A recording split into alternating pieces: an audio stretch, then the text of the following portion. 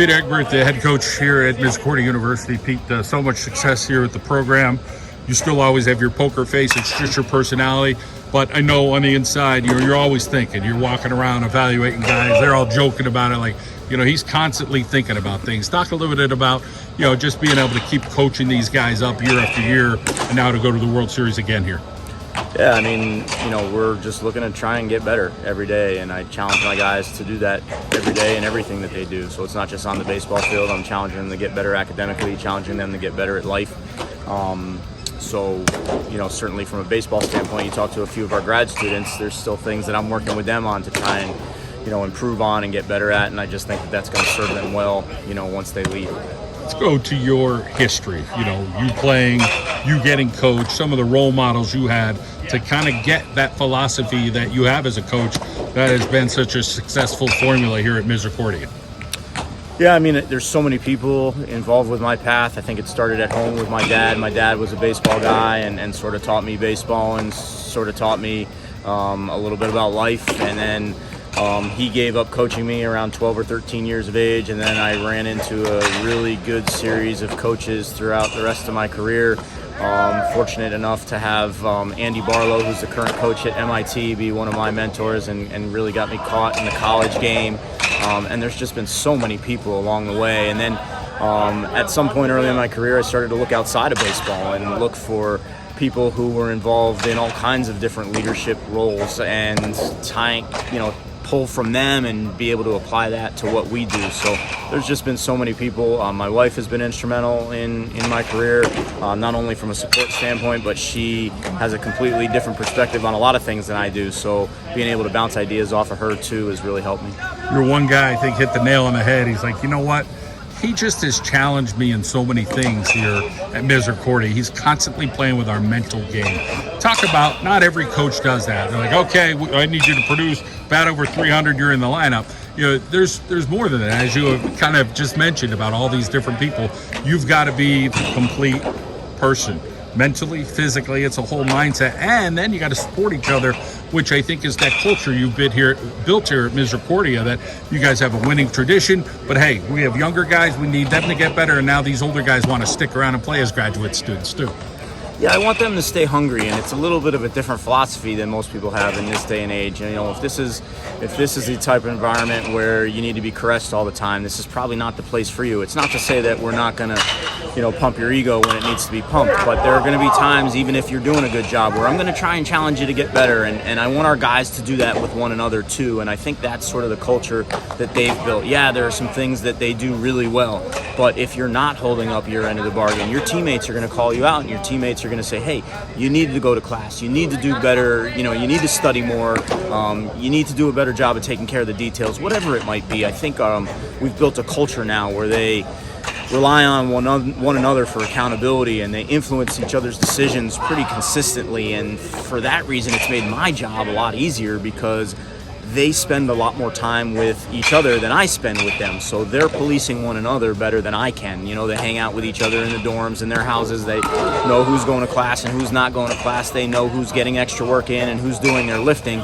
So if you're not doing those things, you're going to get called out by your teammates because we are trying to continue to elevate. And, we've had a lot of success, but we haven't won the national championship yet. And the guys are hungry to be able to do that. And we know we need to keep pushing the envelope to try and get there. You go down to Virginia, you win 2 games. That's not an easy accomplishment to go bang, bang, and in the type of fashion you guys do. But you knew it's going to be tight games. You got to take chances and, stealing bases, whatever it takes. You guys will find ways to win. And what an accomplishment this weekend. And it's not over. It's not enough because you guys want more. But it's got to be a good feeling to know what you guys were able to do. Now you're coming back. You're practicing here at this beautiful facility.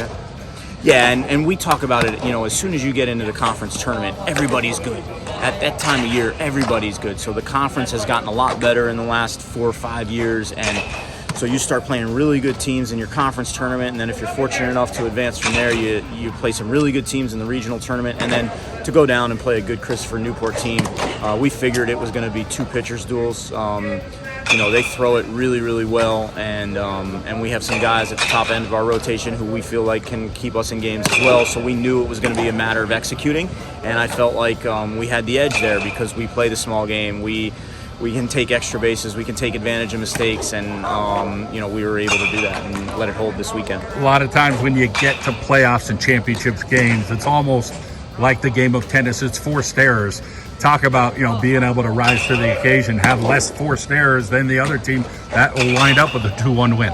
Yeah, and that's our MO, and we talk about that. You've got to pitch, you got to take care of the baseball, and during the course of the regular season, you're fortunate to take advantage of some teams who can't do that as well, and you get extended scores in those scenarios. But at this time of year, very few teams are going to make significant amount of errors. Everybody's going to make an error, but can you limit it to one mistake? And the teams that can limit it to one mistake and be able to recover and make something positive happen after that are able to have success. The teams that have 2, 3, 4 mistakes in a row, those are innings that you can't withstand. You hear successful teams, programs say, we don't really get hot until the season gets going.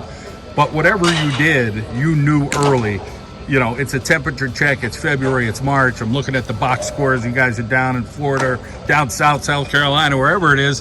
You guys are winning. You're beating those top teams. But you guys were one of them, too, in the country. But talk about, those tests that you want to be in those games and play the best and beat them. And you did.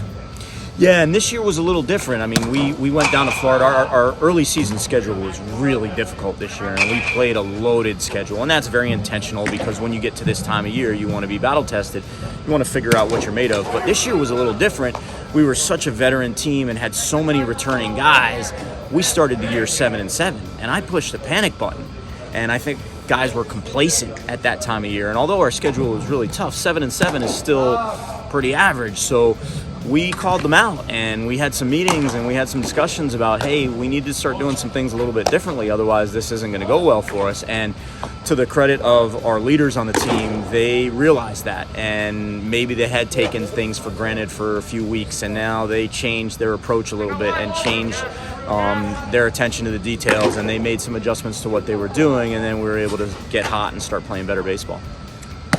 Your families, the community here at Misericordia University, talk about the support that you guys feel right now as a baseball program headed to another World Series.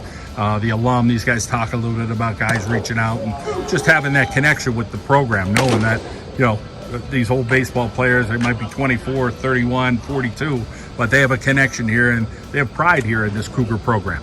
Yeah, there's a lot of people like that, and I didn't know about Misericordia until I came here 17 years ago, and as soon as you stepped on campus, you felt that connection, you felt that pride, you felt part of a family, and we've done our part to contribute to that, I think, but the support here is amazing. I mean, look at the facility that we're able to practice in right now. There isn't a Division III school locally that has the resources that we have in terms of facilities, and we do some other things well, I think, behind the scenes to support our student athletes, but from the president all the way down through the faculty and the administration, all the way down through our athletic administration, and then the support amongst the athletic teams. I think the athletic teams do a pretty good job of supporting one another, and then you talk about our alumni. Our alumni are really close, they're really supportive.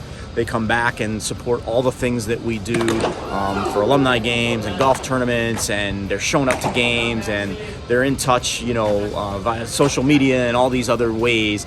There really is a good connection, and they've done a nice job of keeping the current guys up to date on what they've done, and then they maybe provide resources for them in terms of internships or jobs. So, yeah, it really is so many layers to it, but I think we've done a really nice job with that. Pete, you've done an incredible job in this program. I know you won a national championship like your players do. You guys are fighting hard. All the best in the World Series this weekend. Thanks, John. I appreciate it.